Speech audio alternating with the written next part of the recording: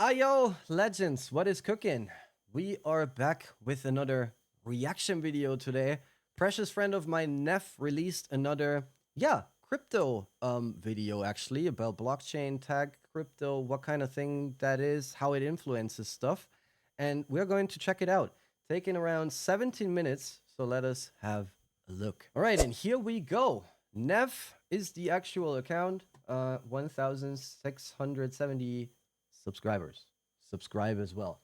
54 views so far in 7 hours, and I can tell you this is definitely going to generate way more. We are going to, watch it along and see what we think about this amazing masterpiece here. So let us dive into it. Is Money Worthless by Nev? Let's go. Experts are saying our money is becoming worthless. We have a breaking down of the monetary order. What might be the greatest threat of our lifetime, the collapse of the dollar. And I'm worried about something worse than a recession. Honestly, you don't need to be an expert to feel it. We're paying more for food. Prices are going. True. Very true. I guess everybody has made the experience, especially since the COVID lockdowns, right? That, prices are just increasing like crazy, and nobody has money anymore. It is facts. I just had a conversation, right, with my tattoo artist when I was over there. He doesn't have any, for real, any appointments throughout summer. Like July, August, completely empty because, people don't have money anymore. We need a solution, guys. We need a solution. Going up. Rents are going up too. Which has accelerated into a full-blown crash. Are you saying that it could be as bad as a depression? What's your biggest fear? Just really quick, before I continue with this video, Austria, right? I live in Austria.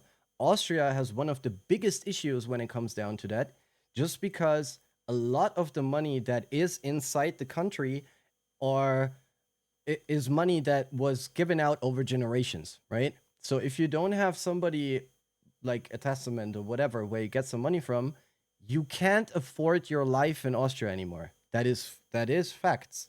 Can look it up if you want to. Crazy. The value of money. But there's a new tech that's been quietly gaining momentum that apparently could help fix all of this. Effectively a new form of M1 electronic money. Stablecoins. I have been obsessed with stablecoins since my key. time at Fidelity. And we think it's the future of the financial system. So I think we could create trillions of dollars of demand for our treasuries practically overnight. That's why stablecoin money is such an innovation. But what the hell is a stablecoin? Is it like Bitcoin or the opposite? Is it a scam? I thought I'd spend an hour figuring it out, but instead I ended up going back to the beginning of human history. What is money? Why do we trust it? What is money? That is a very good question. I don't know if you guys have been on my spaces lately, right? We've been talking about that quite often as well. Like, money as we know it nowadays, and Neff just said it in the video as well, goes back, hundreds of years actually. The last money reform when we started to use coins or papers to pay for goods, goes back to the Roman century, if not even further than that, right? So this change or this shift that we see right now from transmissioning from usual fiat or cash over to digital currencies is crazy, actually. This is the first money reform in hundreds of years. I don't know if you guys are aware of this, but keep that in mind, right?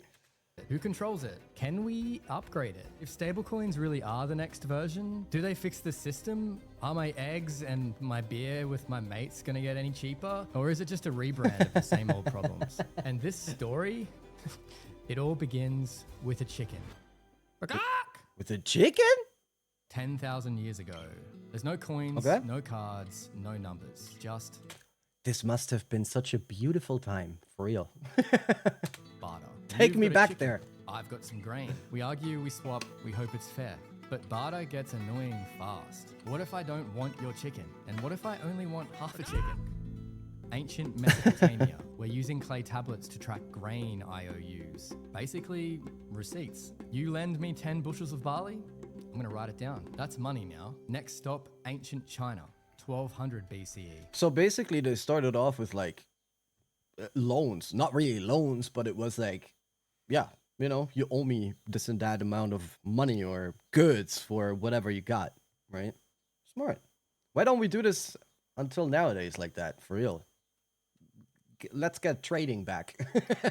You're trading cowrie shells. Rare, shiny, imported from the Indian Ocean. They feel valuable, so they become valuable. Cowries become the dominant currency, not just in China, but later across West Africa too, where they are used for centuries. Difficult to counterfeit, making them reliable as money. And humans, at this point, we start trying loads of different stuff. In ancient Rome, soldiers were paid in salt, which is where we get the word salary.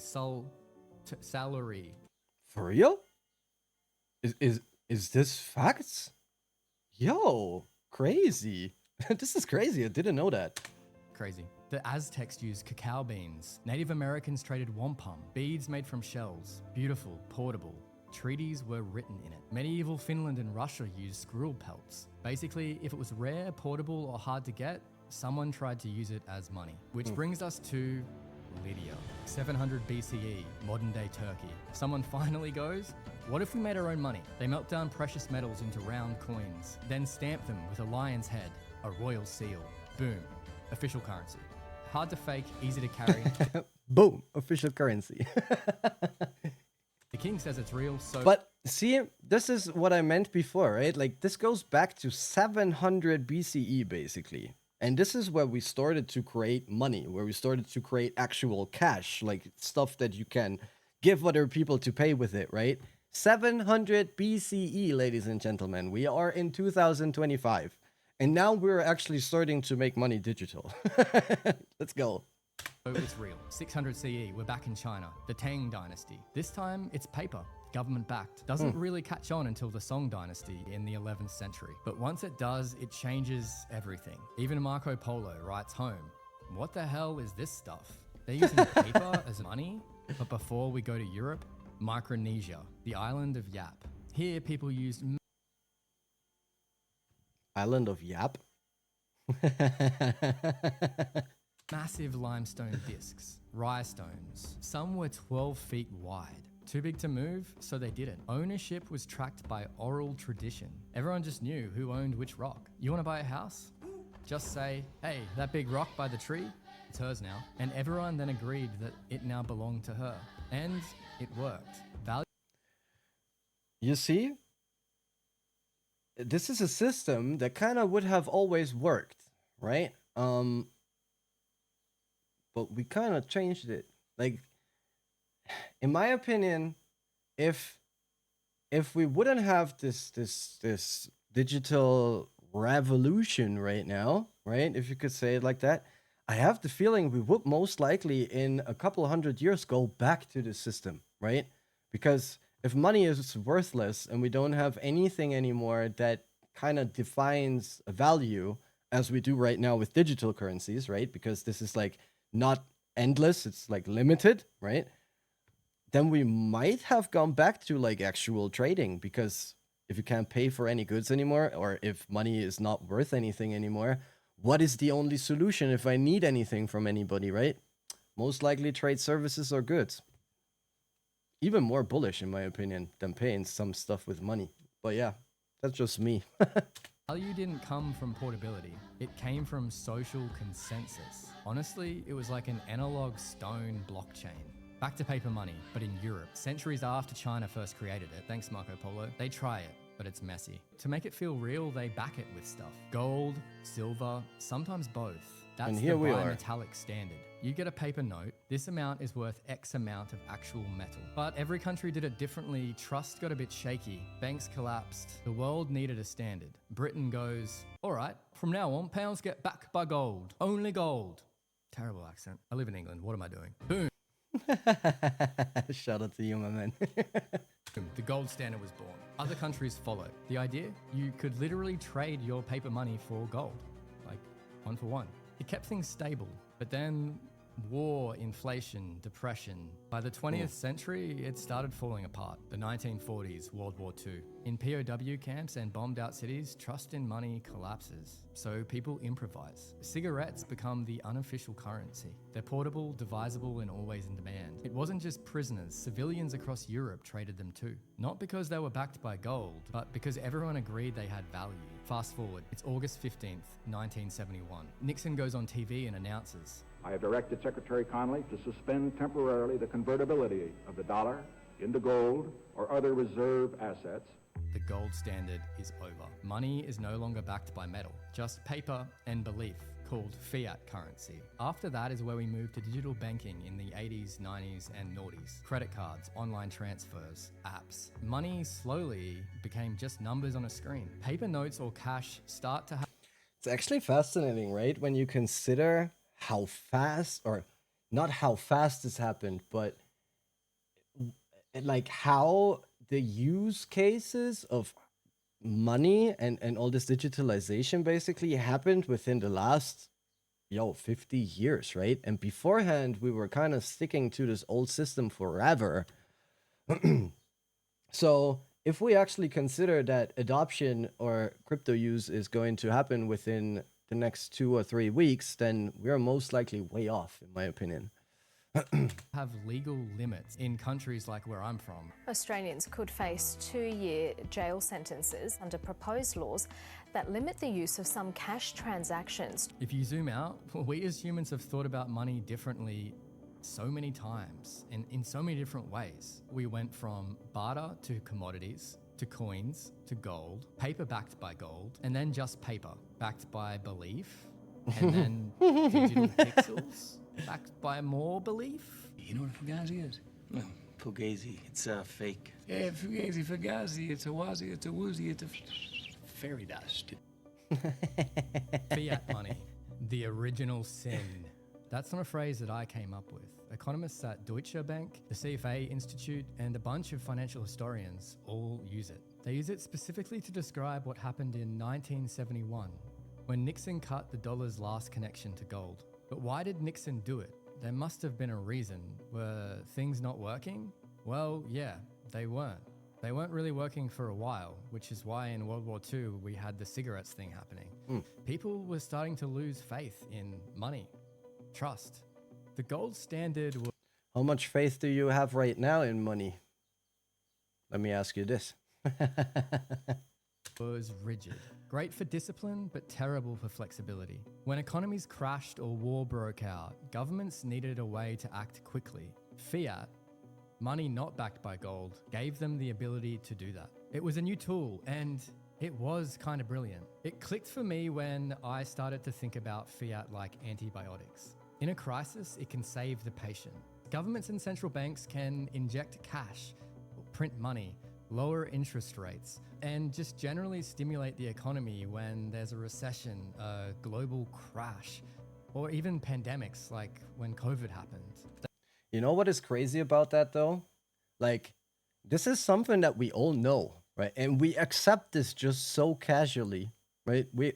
If you think about it, this is somehow fraud, right? If you would do this, if you would go into your basement and print yourself some money and try to use this as a currency or whatever, right? You get imprisoned. If the fucking state is doing this, printing money out of nowhere, nobody cares. Sad. They could also fund roads, hospitals, social safety nets far more easily by, creating more money.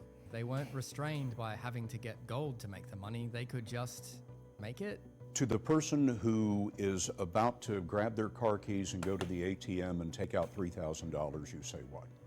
You don't need to. There is an infinite amount of cash at the Federal Reserve. We will do whatever we need to do to make sure that there's enough cash in the banking system. But, and this is a really big but. I mean, as I said a minute ago, right? Like, we all know this shit, for real. But if you consider that those people are just sitting there and be like, yeah, we just print more, fuck it. We just print more. Nobody cares. And who's the person who gets fucked over then in the end though? Not this guy who's printing more, not the banks. No, we tiny people, unfortunately. But yeah, it is what it is, right? If it's used too often or just irresponsibly, it stops working, just like antibiotics. And you can even get bad side effects. And there is an infinite amount of cash at the Federal Reserve. Infinite. There we go. Every new dollar that gets printed makes the dollar you currently have worth less because there's now more of them in the world. And that has real impact, more than I know I thought about in my day-to-day life. If 3.5% inflation happened in a year, and you had $100,000 in savings, at the end of that year, you would lose $3,500 of purchasing power. And this would apply to your wage as well. If you aren't getting a pay rise in the equivalent amount to inflation, yeah, you're getting a pay cut. And that's been happening to people for decades. And when you take all of that and compound it annually, yeah, our money is melting away. People that use fiat currency as a store of value, there's a name for them. We call them poor.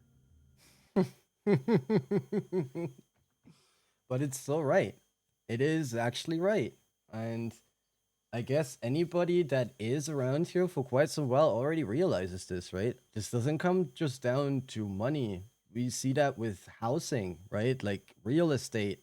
Yo, your grandma most likely bought their house back in the days for like 3 strawberries, you know? Nowadays you have to pay $1 million for that.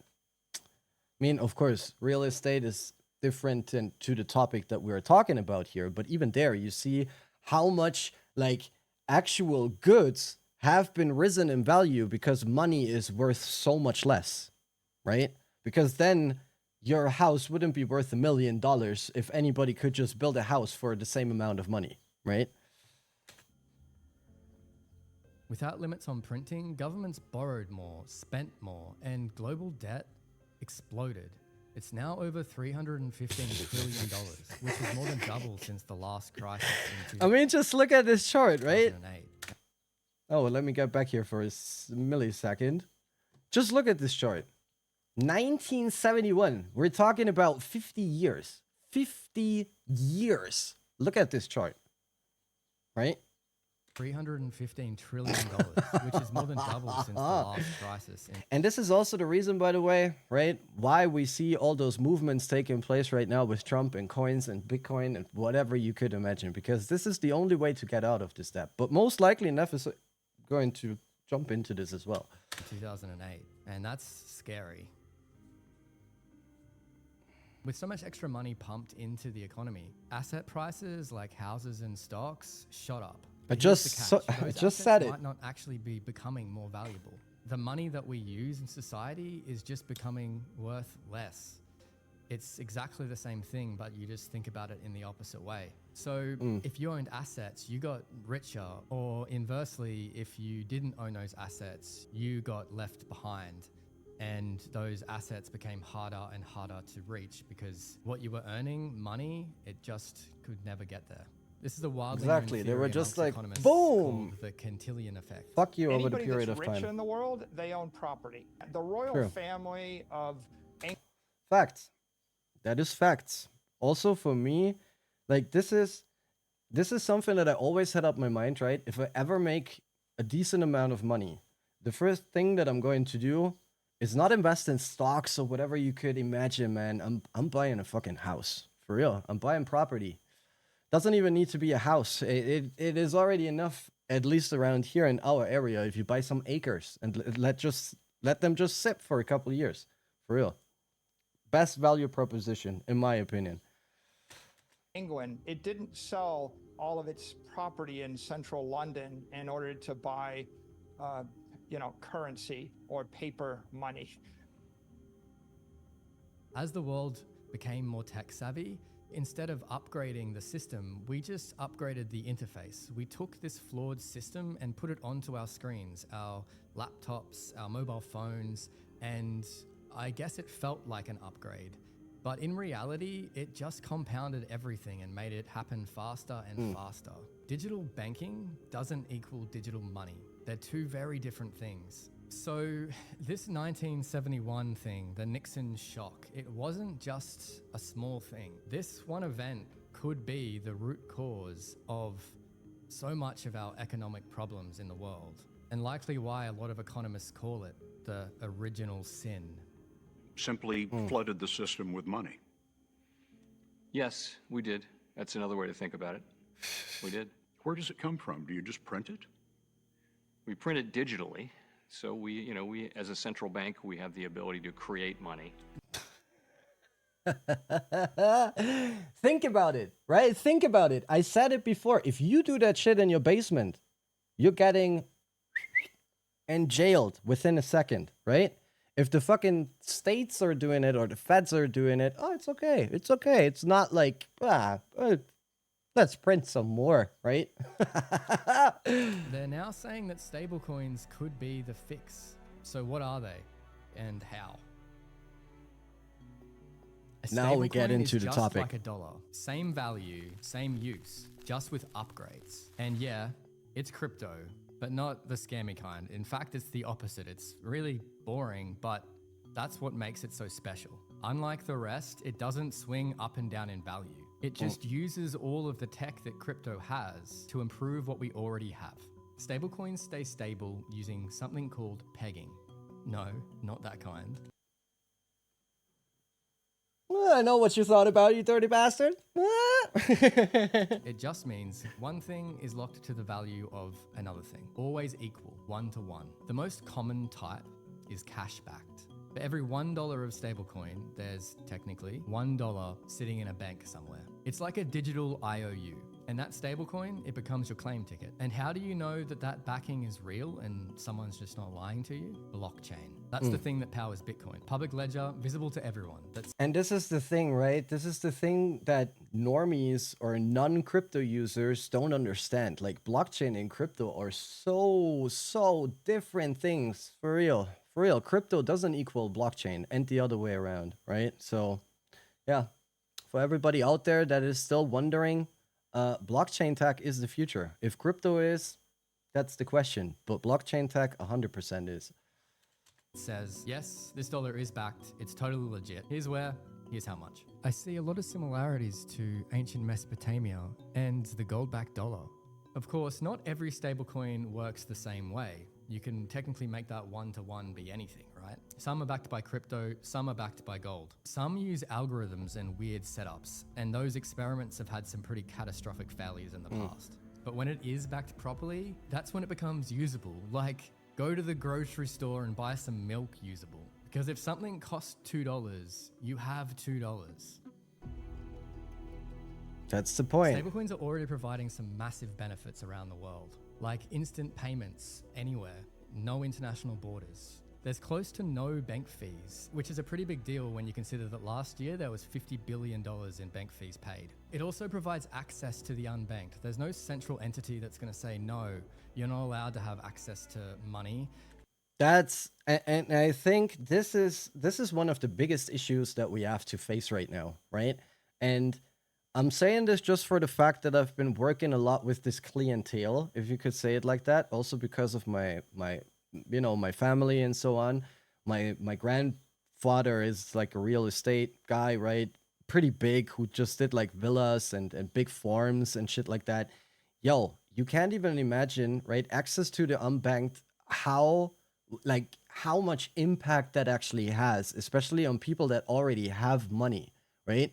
You can't imagine how easy it is for someone that has a shit ton of money, right? To get more loans, to get more into debt, to create cards, whatever you could imagine. You as a tiny person, if you, just as an example around here in Austria, right? If I want to get a loan for building a house, nowadays, after the COVID crisis, I need 30% of the money that I would get as a loan as private property, but as a money value. Which means even if I already have a house and this house would set those 30% of like property value around here, it wouldn't count for that. So if you build a house, let's say for €1 million, which is not that much off around here in Austria because everything is super massively built and all this kind of shit, you need $300,000 on your own. Otherwise, you won't even get the loan. And who has this nowadays? Nobody. So this is the future. Prove me wrong. And right now, that's 1.4 billion people worldwide. It also has inflation protection in countries like Argentina and Nigeria, where local currencies can have upwards of 100% inflation every year. This tech is a real lifeline in many places around the world. But it also provides some advanced features, I guess. See, you have the ability to be your own bank. The ways that the banks made money, you can now do yourself. You get access to those wealth-building tools that you previously didn't. Look at me. Sure. Look at me. Sure. I'm the captain now. Risky, of course, but also lots of possibility. And this is ultimately why I guess I'm seeing it everywhere and every major business is integrating it. Circle launched on the stock market and it was the most successful.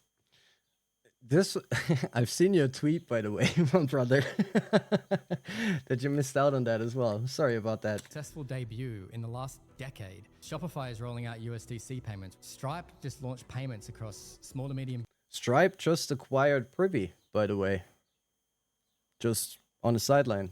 Businesses around the world. Uber is actively exploring payouts with stablecoins. Trump himself launched his own stablecoin called USD1. South Korea just passed laws to let companies issue their own stablecoins. And overall, global adoption is genuinely exploding. 161 million people worldwide now hold stablecoins. Stablecoins are now processing triple what PayPal does in a year. So what's the What?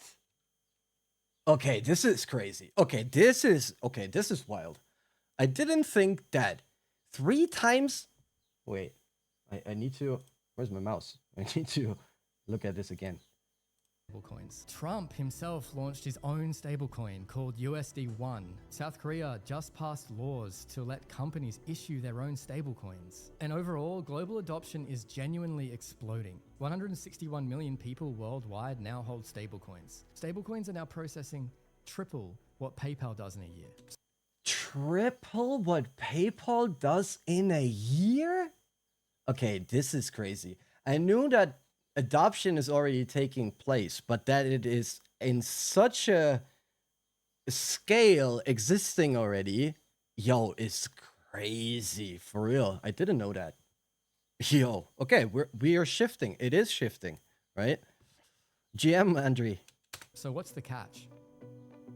You know how people can choose what backs a stablecoin?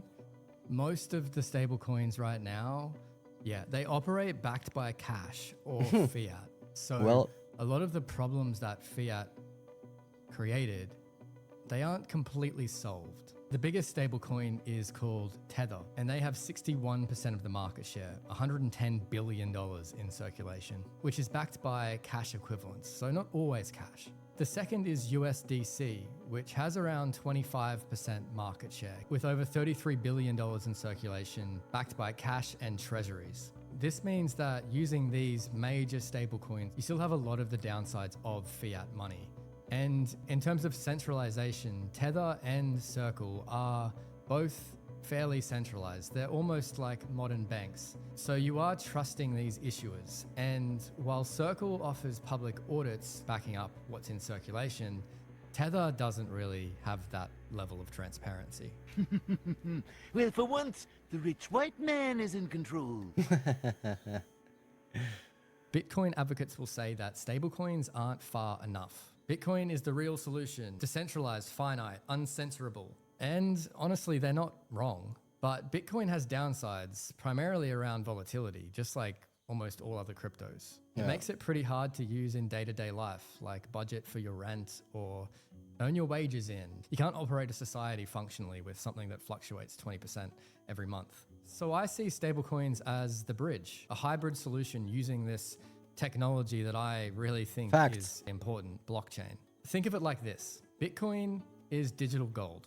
It's a store of value, and you could use it as a hedge against systemic collapse. But on the other side of the coin, funny little pun, stablecoins are like digital cash, used for paying bills, salaries, groceries. Together, they provide a really interesting upgrade to money, something that allows people to choose their level of risk and whether they believe that the economy is collapsing, or if that is all just people like me being crazy on the internet about the collapse of everything we know and love. But no matter what your stance is, it's clear that stablecoins are being adopted everywhere in the world, and they are solving real problems, especially when almost every small business and online store can now just start accepting it. What do you think? Are stablecoins the future of money?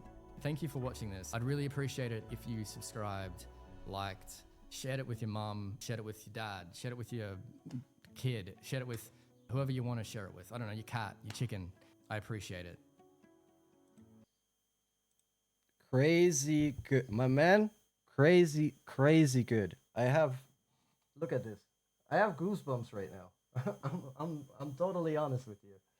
Amazing, amazing video. For real. Once more, ladies and gentlemen, give Nev a follow. You definitely won't regret it. Super, super pumped for that. Super good comments on this one as well. Yeah, give it a shot. Check it out, right? Original is going to be linked in the video for you guys as well. And I hope to catch you on the next one.